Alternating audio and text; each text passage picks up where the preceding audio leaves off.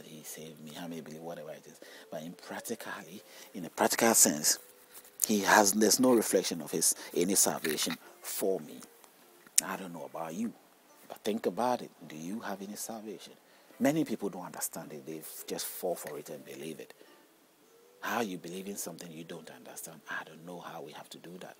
But I had to believe something that I understand, because with the understanding, then makes me believe. That established my faith. Because without understanding that, we already know. You are better off dead.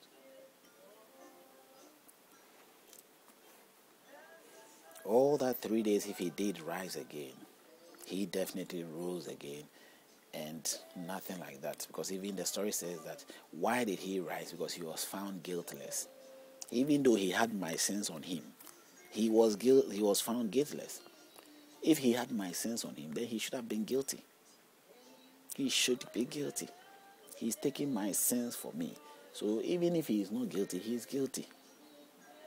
What is he guilty of? Guilty of my sins. Yes, guilty of my wrongdoing, the sins that I committed. That is what he is guilty of. I didn't put it on him. He took it himself. He took it upon himself. The Father asked him to do it, and he says he will do it. That is the storyline. I'm not making it up. And so he took my burden on him. And so when he went to the judgment seat, okay, I did that. Anything that was I'm being accused of, he says, yes, he took it. He says, yes, he took it all in. Yes, I take all that. It was all my fault. I did everything. They are okay. Leave them. It's not their fault. It's like a leader who is being sent on trial, a dictator or whichever way. And then he says, all these people did what they did because I told them to do that. He has taken the blame of everybody, of all his subordinates. So all these people, in reality, they don't have to be punished. They have to be left alone. If he was in power, his authority, nobody can disobey what he says. Because if you don't do what you say, you kill yourself. And so at the end of the day, he who told them to do what they have to do is why they did what they have to do. So if somebody is in charge and he comes and says, I have authority over heaven and earth, I have taken your blame onto myself. I made you do what you did. Even if I didn't make you do it, I have taken the blame upon myself that I am the one who is, taking your weight away from. I'm the one who is accepting that blame that you have upon yourself. Now, who is the one blaming me? There's one question you have to ask yourself. The devil, or is it God himself? The story says God is the one who is blaming us. Why is God blaming us? You can ask that as well. Why would God, who created us, he's the engineered God behind. He's the engineer. He told us what to do. He gave us he gave us this character or whatever we have. Even if he didn't give it as character, he created us for us to be able to function. According to the story, it tells us that he let us function how he wants us to be. According to his liking, how he wants us to be. That's why he made us to function that way. Okay? So we are in doing what he wants us to be. And then he accuses us that we have gone wrong. We were not doing what he wanted us to do. So we are doing something opposite of what he wanted us to do.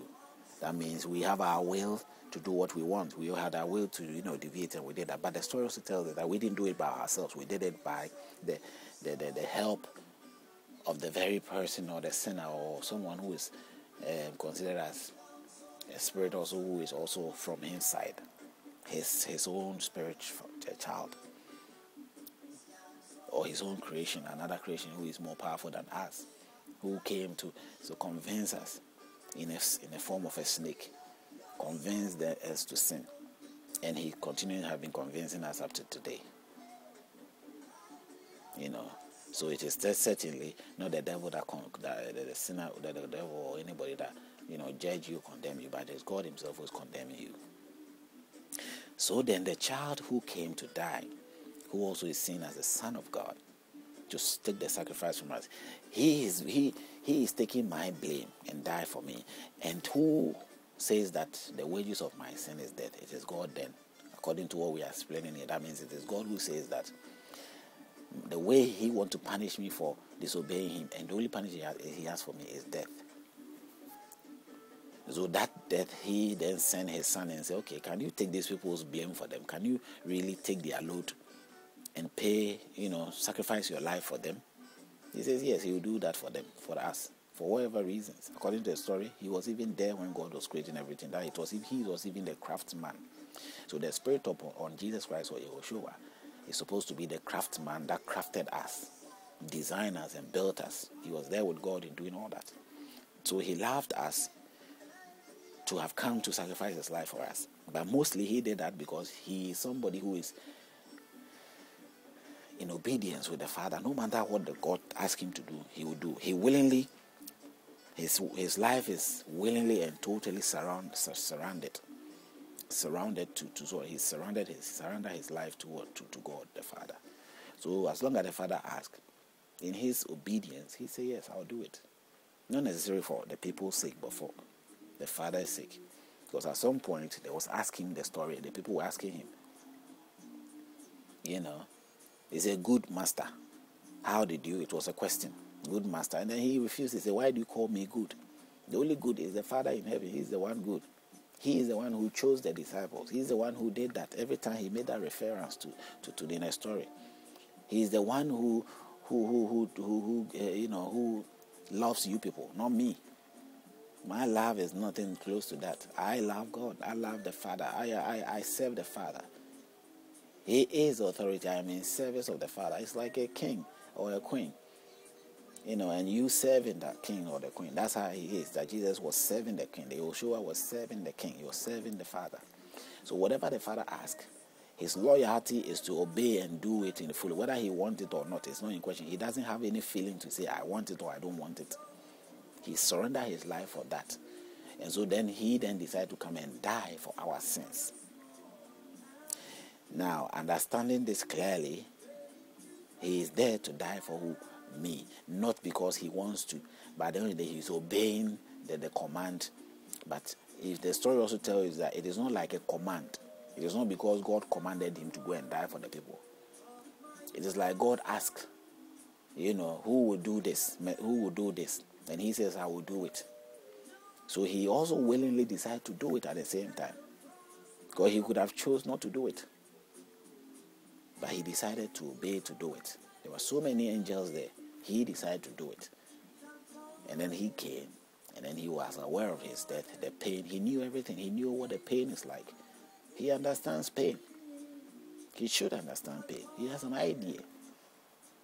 But we are supposed to think that he's a human being who didn't know, he was a spirit who became a human being who didn't know what pain is about. I mean, he knows the future, he knows the past. You think he doesn't know what pain is about?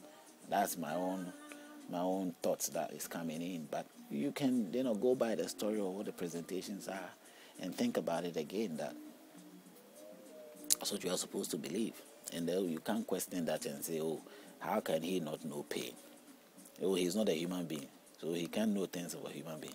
He created human being. He is more than a human being. He is very much aware of pain and things. They created the whole universe. They know what pain is about. What are you talking about? But if you want to believe otherwise, that he didn't know pain, and it was necessary for him to go through that in order to experience what we experience and know why we have, problems, that's your belief. But you are not taking in account the true the description or definition of what God is. He's omniscient and he's omnipotent. He knows whatever he does. When he's doing it, when he builds a car or he builds anything, he knows in details how the cars function and how the car should be functioning and the tiredness of the car. He can give a guarantee on the lifespan of a car. If God created a car, if God created a human being, he gives a lifespan of you. Why would he be able to give you a lifespan if he doesn't know your strength, your pain? He knows all about you. He knows everything.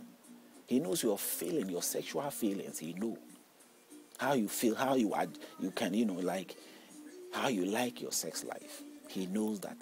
God should know that. If God doesn't know, I don't know. God knows what pain you take. That is why in the Bible it